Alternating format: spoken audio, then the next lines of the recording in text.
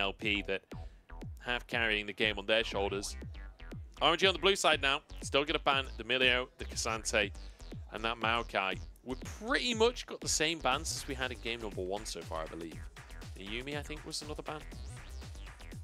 Yeah, and specifically in the LCK, we see a high priority of this Yumi. It's no longer only getting paired with the Zeri, but it is going to be the last ban for the side of FPX. This time around, denying the Annie away from Ket and into the pockets of Tangyun, but that does allow FPX to play a very similar composition like the Wukong and Ahri themselves, and even secure the Aphelos and get that away from LP. So, Annie locked in. Wukong will be the answer, but Wukong Ahri wouldn't be too bad at all for FPX. I'm sure be quite happy with that one. I feel like we are seeing a bit of a flip around in the draft of what's actually locked in here. If that Ahri comes on through anyway. But you could leave the Ahri until 3rd anyway, since the Annie is there, and instead go for something like the Aphelios.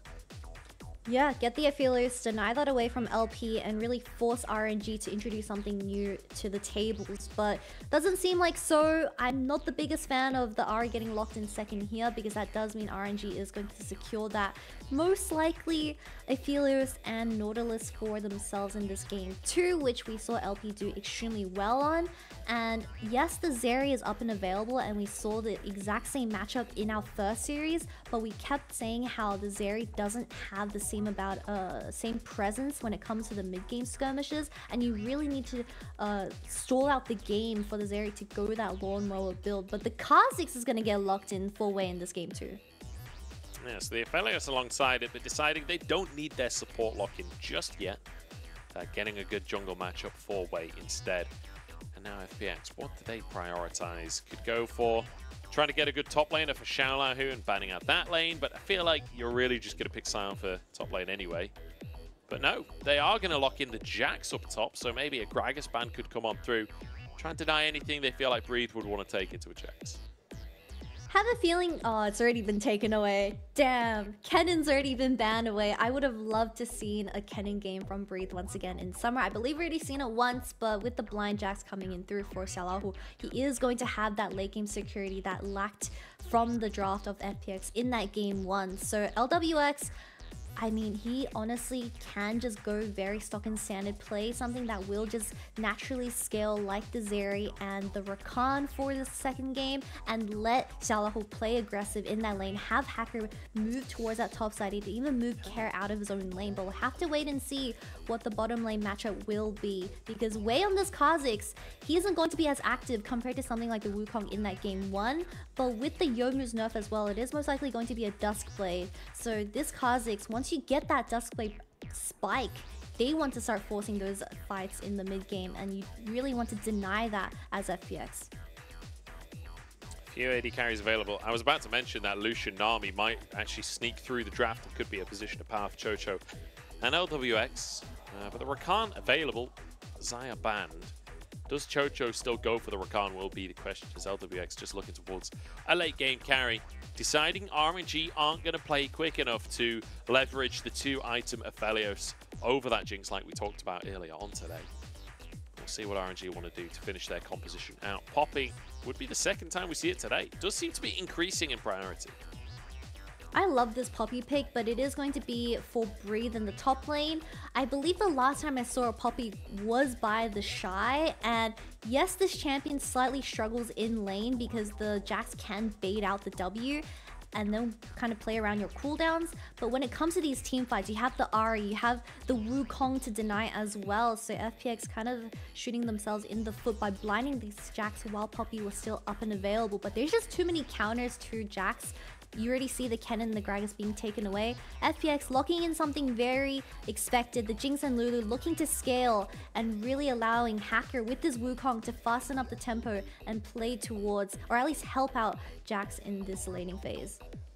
Chocho deciding he needs to be the hard engage though, swapping away from the Lulu into that Nautilus. And to be honest, when it's Chocho specifically, I'm very much in favor of the hard engage supports.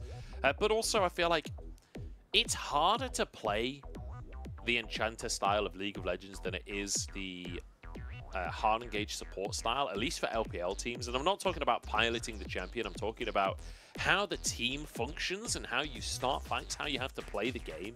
I feel like a lot of teams not very good at playing around those enchanters and using objectives to bait fights, etc., etc. Quite often we just end up with flips, whereas the Nautilus, you can actually start fights, you can actually press the go button. But we'll see how this one's going to work out. We've got a Jinx coming back into League of Legends. Although, to be fair, we do still see a fair bit of Jinx, but it does feel like on the edge of the meta these days, comparatively to that of Felios. We'll see how it's going to go down in this one. RNG versus FPX, and FPX up against the wall now. We'll see how they come back for game 2. Most definitely, an FPX having that early game success in that game 1, hopefully it translates to the second game as well. Chocho having an amazing performance on that melee support as well. Nautilus, the matchup has been flipped around, but I feel like if he's able to set up the tempo and allow Hacker to bounce off this and then enable Care to slightly move out of the mid lane and then start putting his attention towards his bottom side and get LWX online on this Jinx, LWX definitely the main carry or the main player to have your eyes set on and hope. This is brutal, but Breathe just playing to bait here as Wei moves in, has the ISO damage, jumps forward, the Warthog ain't enough. Wei flashes for first blood. Even the XP advantage, the Shala who built up off the level 1 play.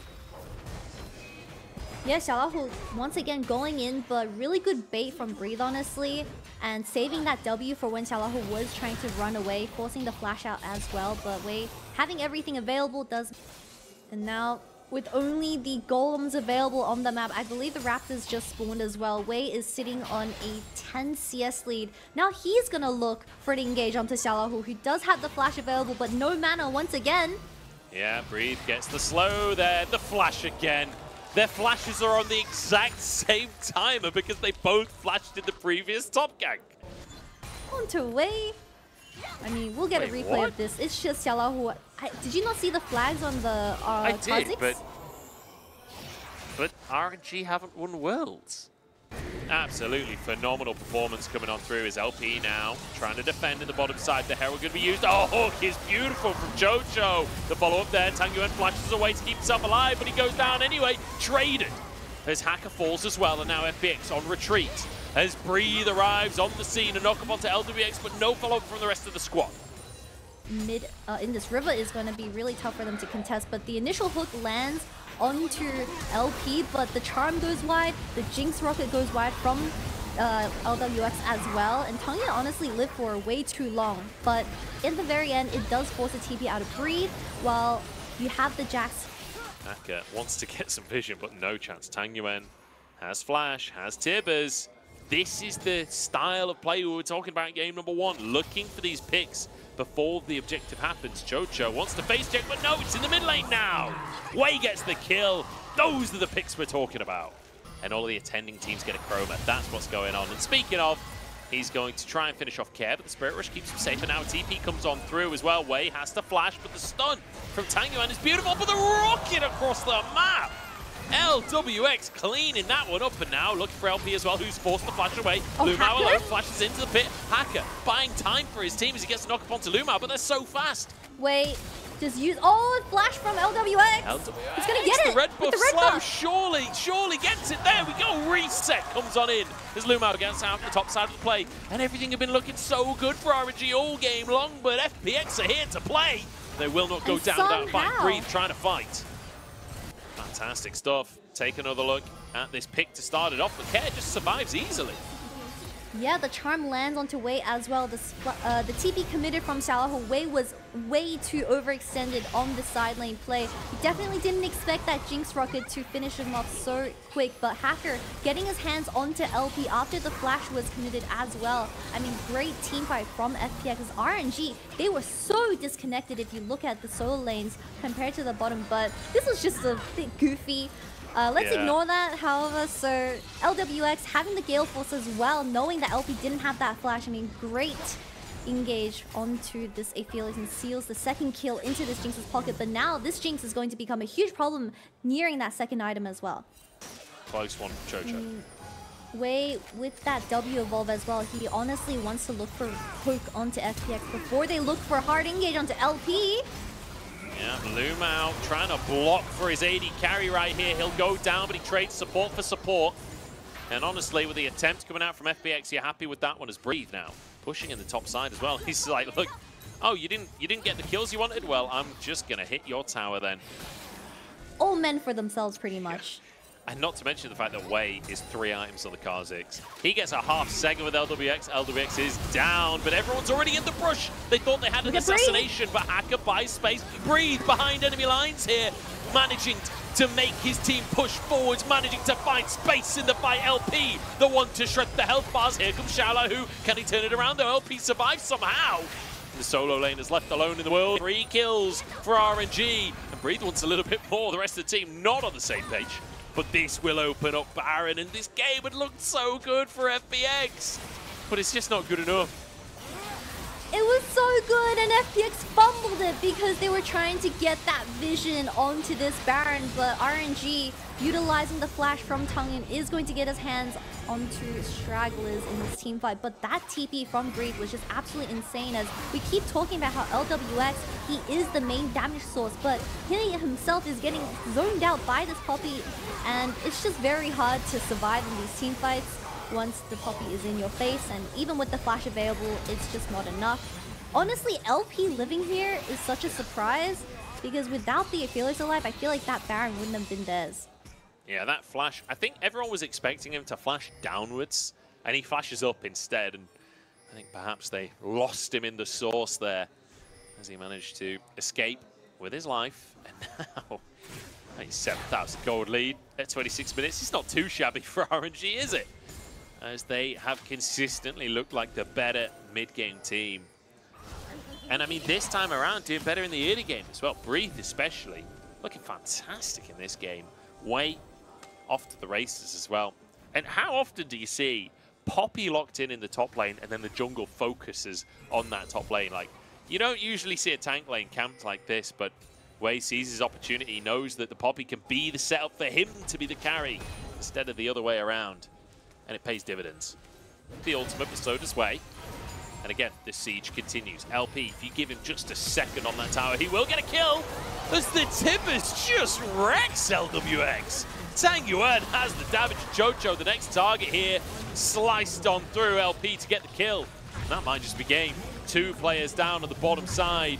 Care, Hacker, Xiaolau, what have you got in the tank? Can you hold on? TP to hold the wave here. As Hacker half HP. LWX gonna already be down in this one. Hacker the next target. As LP finishing the job. Double kill for him. Xiaolau who can't escape. And that's gonna be game. RNG honestly making it look easy in the second.